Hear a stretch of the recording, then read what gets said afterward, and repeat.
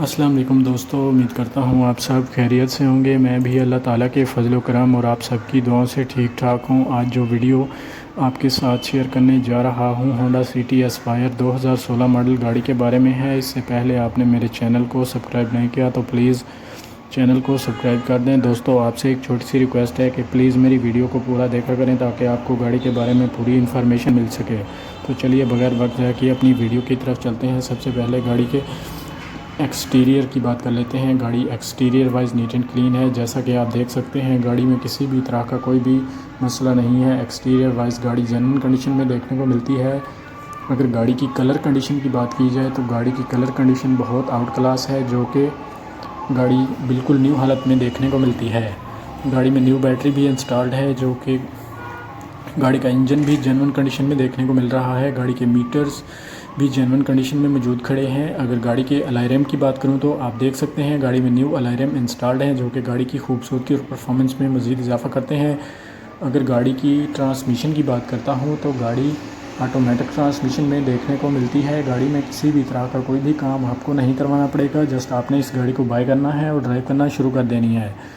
دوستو، اگر گاڑی کی کلر کی بات کی جائے تو یہ گاڑی وائٹ کلر میں دیکھنے کو ملتی ہے اور یہ گاڑی ٹوٹل جینوئن کنڈیشن میں دیکھنے کو ملتی ہے۔ گاڑی کی بیک لائٹس بھی ٹوٹل جینوئن کنڈیشن میں موجود ہیں۔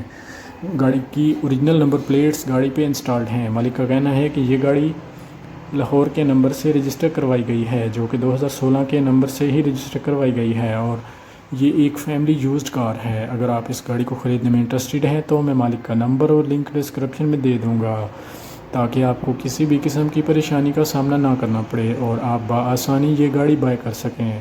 اگر گاڑی کے ڈیش بورڈ کی بات کرتے ہیں تو گاڑی کے ڈیش بورڈ بھی نیٹ اینڈ کلین ہے اور صاف ستھری کنڈیشن میں موجود ہے۔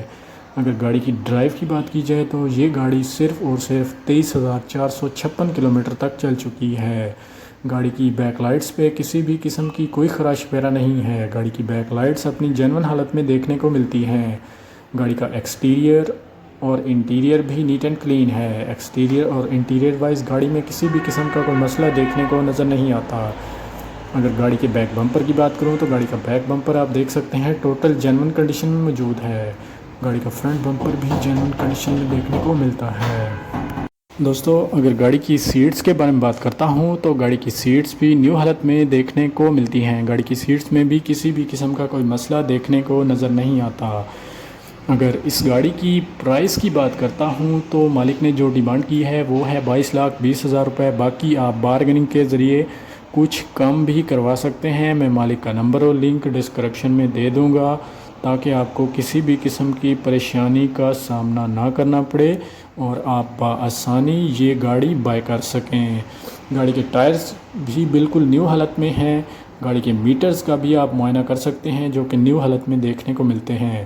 اگر میری ویڈیو آپ کو اچھی لگی ہو تو پلیز ویڈیو کو لائک کر دیں۔ چینل کو سبسکرائب نہیں کیا تو سبسکرائب کر دیں۔ ملتے ہیں ایک نئی ویڈیو کے ساتھ، تب تک کے لیے اللہ حافظ۔